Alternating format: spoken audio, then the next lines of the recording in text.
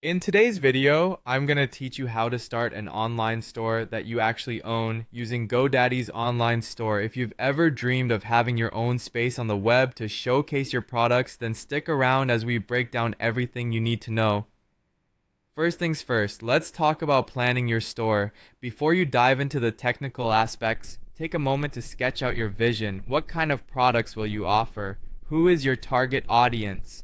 Having a clear understanding of your brand and customer base can significantly impact the direction and success of your store. It's important to be methodical here. Create a business plan that outlines your goals, budget, and your strategies for marketing and distribution. Remember, a well thought out plan is the foundation on which you'll build your store and your future success. Once you've fleshed out your plan, it's time to build your online store with GoDaddy.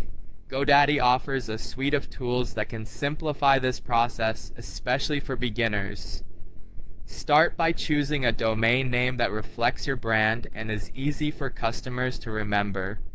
Once you've got your domain, GoDaddy's intuitive website builder will guide you through the rest. You can select from a variety of professional-looking templates to get your store up and running without needing any coding skills, and customize these templates to fit your brand's unique style.